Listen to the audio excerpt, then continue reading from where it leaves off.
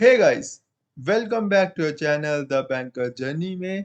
मेरा नाम है अभिषेक और आप सभी लोगों को पता होगा कि आईबीपीएस ने अपना रिसेंटली आईबीपीएस का कैलेंडर रिलीज कर दिया है, जिसमें उसने आईबीपीएस पीओ की एग्जाम डेट्स को थोड़ा पहले कर दिया है और आरआरबी की एग्जाम डेट्स को थोड़ा डिले कर दिया है। जिस कारण से काफी सारे बच्चों को डाउट्स आए थे एंड काफी सारे बच्चों को डर लग रहा था कि यार अब हमारे पास 40 से 45 दिन बचे हैं एग्जाम के लिए। बट ट्रस्ट मी गाइस, जो मैं आपको स्ट्रेटेजी बता रहा हूँ, जो आपने स्ट्रेटेजी तक फॉलो करी है और जो मैं आपको अगर स्ट्रेटेजी बताऊंगा, अगर आप वो फॉलो करोगे तो मैं आपको गारंटी दे रहा हूँ कि आपका आईबीपीएस पीओ प्री निकालने से कोई नहीं रोक सकता। मैंने खुद 3 बार एग्जाम दिया आईबीपीएस का एंड तीनों बार मैंने प्री निकाला है काफी अच्छे स्कोर से। सो स्टार्ट करते हैं। सबसे पहले आपको वीक 3 की स्ट्रेटेजी आपको ये होनी चाहिए, आपको अब अपनी एक्यूरेसी, स्पीड और मॉक एनालिसिस पर थोड़ा ज्यादा ध्यान देना पड़ेगा। बिकॉज अब आपको गियर शिफ्ट करने का टाइम आ गया है, आपको थोड़ा सा ज्यादा मेहनत देनी पड़ेगी बिकॉज हमारे पास अब दिन थोड़े कम रह गए हैं। उसके अलावा आपको पूरे हफ्ते में 2 फुल लेंथ मॉक देने पड़ेंगे, प्लस 2 से 3 सेक्शनल मॉक देने पड़ेंगे, जिसके लिए आपको ज्यादा टाइम नहीं लगेगा। मैक्सिमम टू मैक्सिमम आपको 3.5 घंटे लगेंगे सिर्फ मॉक एग्जाम देने में एंड 6-7 घंटे लगेंगे आपको प्रॉपर एनालिसिस करने में। मतलब आप ये मान सकते हो आप एक संडे में ये सब चीजें कर सकते हो। उसके अलावा आपको अपनी जो आपकी मिस्टेक करोगे डेली उसको अपडेट करना पड़ेगा और आपको स्मार्ट रिवीजन पे ध्यान देना पड़ेगा। मैं आगे बताऊंगा स्मार्ट रिवीजन क्या होती है।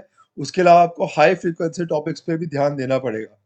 सबसे पहले आपको क्वांट में क्या पढ़ना है आपको जानना चाहिए। क्वांट में सबसे पहले आपको simplification, approximation, number series, quadratic equation, arithmetic, time and works, SI CI, profit loss, आपको ये सारे टॉपिक इस हफ्ते में खत्म करने होंगे। जिसमें से काफी सारे टॉपिक आपने लास्ट 2 वीक्स में कर लिए होंगे, जिसमें से simplification, approximation, number series, quadratic equation and time and work आप पिछले लास्ट 2 हफ्ते से कर चुके होंगे आई थॉट। तो आप इन दोनों टॉपिक्स को कर सकते हो, 2-3 टॉपिक्स बच गए। उसके अलावा आपको डीआई के सेट लगाने शुरू करने हैं, जिसमें आपको टेबल, बार और पाई चार्ट के सेट लगाने हैं। अब काफी लोग मुझसे सोर्स पूछ रहे थे कि बेस्ट मॉक कौन सा होता है, तो देखो यार, इसमें मैं बहुत जल्दी वीडियो लेकर आऊंगा कि आपको कौन सा मॉक से प्रैक्टिस करनी है। उसके अलावा मैं भी आपको एक मॉक करके दिखाऊंगा अपने चैनल पे, तो चैनल के साथ बने रहिए। एंड जिसने मुझे टेलीग्राम ग्रुप ज्वाइन नहीं करा, डिस्क्रिप्शन में लिंक है, टेलीग्राम ग्रुप ज्वाइन कर लो, उससे आपको काफी अच्छा आइडिया मिलेगा कि कैसे कैसे चीजें होती है।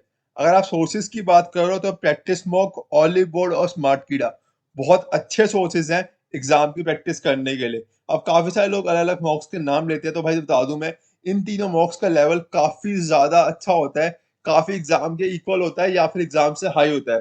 तो अगर आपने इन तीनों मॉक से प्रैक्टिस कर ली तो आपका स्कोर डेफिनेटली बूस्ट करेगा ही करेगा प्री के एग्जाम में।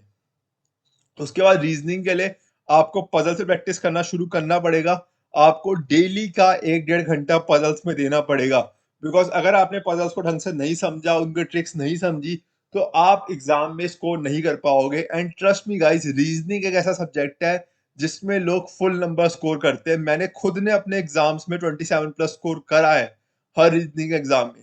तो रीजनिंग के पजल्स के लिए आपको floor based puzzle, box based puzzle, scheduling and parallel setting, ज्यादा यही 4 टाइप की पजल्स आती है। इन तरह की पजल्स को आपको अच्छे से मास्टरी करनी होगी। उसके अलावा syllogism, blood relation, inequality, coding, decoding, ये मैंने आपको लास्ट कुछ 2 हफ्ते की में बताया था कि आपको प्रैक्टिस कर सकते हो। तो आई होप आपने इन सब की प्रैक्टिस कर ली होगी। जिसने नहीं करी है आप आज भी स्टार्ट कर सकते हो और आज भी इस साल भी आप एग्जाम निकाल सकते हो। सोर्सेज के लिए आप स्मार्ट कीड़ा, अड्डा 247 की ऐप, यूट्यूब में अंकुश लांबा सर की वीडियोस देख सकते हो कैसे कैसे सॉल्व करना है। अगर आपको प्रैक्टिस करनी है तो सेम पिछले वाले मॉक्स ट्राई कर सकते हो, practice mock, olive board, text book बहुत इजी लेवल होता है, बट आप स्टार्टिंग के लिए कर सकते हो। बट आप मैं ट्राई करना आप ऑलिव बोर्ड और स्मार्ट कीड़ा की तरफ ज्यादा ध्यान दो। इंग्लिश में आपको रीडिंग कॉम्प्रिहेंशन में आपको पिछले 2 हफ्ते से बोल रहा हूँ, आपको उसी पे मेहनत करनी है। आपको डेली की एक आरसी सॉल्व करनी पड़ेगी अब से। उसके अलावा आपको क्लोज टेस्ट और पैराजम्बल पे भी ध्यान देना पड़ेगा। उसके अलावा आपको एरर स्पॉटिंग, सिनोनिम एंटोनिम्स पे भी आप ध्यान दे सकते हो। अगर आप नहीं कर पाए इस टाइम तक तो कोई बात नहीं, बट ऊपर के जो 3-4 टॉपिक है आपको ध्यान अच्छे से करने पड़ेंगे। सोर्सेज के लिए अगर आपको रीडिंग कॉम्प्रिहेंशन की प्रैक्टिस करनी है या फिर आपको क्लोज सब चीजें देखनी है, द हिंदू बेस्ट सोर्स है। अगर आप रोज द हिंदू पढ़ोगे, आपकी अपने आप आरसी, क्लोज टेस्ट, पैराजम्बल सब कुछ अच्छा हो जाएगा। उसके अलावा प्रैक्टिस मॉक, ऑलिव बोर्ड तो आपके पास है ही प्रैक्टिस के लिए। लास्ट में बात करते हैं जनरल अवेयरनेस की। जनरल अवेयरनेस के अंदर जैसे कि आप जानते हो कि अभी जून का महीना चल रहा है, तो आपको लास्ट 2 महीने की तैयारी करना शुरू कर देना चाहिए। आपको मई, जून जुलाई, जो भी आपके करंट अफेयर्स आएंगे आने वाले टाइम में, इन तीनों को प्रैक्टिस करो। ट्राई करो कि आप जून के करंट अफेयर जितने हो चुके हैं उनको डेली रिवाइज करो और मई के करंट अफेयर्स का एक ओवरऑल लुक ले लो। बैंकिंग का स्टैटिक अवेयरनेस पार्ट आप कर सकते हो, आपको बहुत सारे ऐप्स मिल जाएंगे, अफेयर क्लाउड्स मिल जाएगा, अड्डा 247 मिल जाएगा, मैं वो कपिल सर का कोर्स मिल जाएगा जिसमें आपको सारे स्टैटिक बैंकिंग और जितना भी बैंकिंग का पर मंथ होता है वो आपको करा देंगे। तो इस पे अच्छे से ध्यान दो, बिकॉज जनरल अवेयरनेस एक ऐसा टॉपिक है जो आपको मेंस में बहुत दिक्कत करेगा। अभी आपको प्री में दिक्कत नहीं आएगी, बट बहुत सारे लोग सिर्फ जीए के कारण अपना मेंस नहीं निकाल पाते। लास्ट में मॉक मॉक टेस्ट की स्ट्रेटेजी क्या होनी चाहिए? आपको वीक में 2 फुल लेंथ मॉक्स देने हैं, सेक्शनल मॉक्स देने हैं और देखना है आपको कि कौन सा एरिया आपका अभी तक वीक है। जो भी एरिया आपका वीक है उसको ट्रैकर नोटबुक में डालो और ट्रैक ट्रैक करो क्या क्या अगली बार भी आपको सेम इशू आ रहा है। अगर आ रहा है तो उसके जितने ज्यादा टॉपिक्स हो सके उतनी ज्यादा प्रैक्टिस करो। तीसरी चीज, एनालाइज करो अपनी एक्यूरेसी को। ट्राई करो कि आप ये ना हो कि आप 100 क्वेश्चन अटेम्प्ट कर रहे हो जिसमें से 70 सही है, 30 गलत है। नहीं, आपको चाहे 70 क्वेश्चन अटेम्प्ट करो पर उसमें 90% एक्यूरेसी आनी चाहिए। आपकी एक्यूरेसी 90% तक होनी चाहिए, बिकॉज ये गेम एक्यूरेसी का ही होता है। अगर आप एक्यूरेसी अच्छे से मेंटेन नहीं कर पाओगे तो आपके काफी ज्यादा नंबर कट जाएंगे। उसके अलावा आप ट्राई करो कि जो आप जितने एग्जाम जैसे आप मॉक दे रहे हो उसमें से काफी लोग ऐसा होता है कि कुछ क्वेश्चन में ज्यादा टाइम ले लेते हैं, तो आप चेक करो कि एक टॉपर ने कितना टाइम लिया है और आपको एवरेज टाइम कितना लग रहा है और कैसे आप उसमें टाइम रिड्यूस कर सकते हो।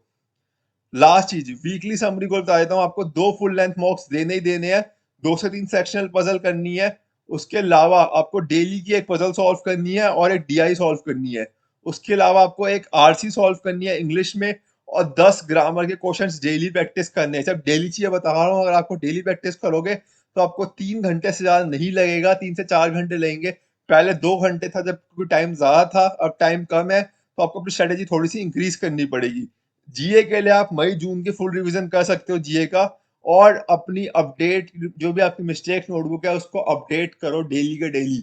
अगर आप अपनी मिस्टेक नोटबुक को डेली अपडेट नहीं करोगे तो आपका स्कोर नहीं आएगा। अगर आपने वीडियो तक देख ली है तो प्लीज वीडियो को लाइक करके जरूर जाना, वीडियो को चैनल को सब्सक्राइब करना मत भूलना। एंड जिसने तो टेलीग्राम ग्रुप ज्वाइन किया टेलीग्राम ग्रुप ज्वाइन कर लो। मिलते हैं किसी तक के लिए, बाय बाय, टाटा, सी यू, सायोनारा।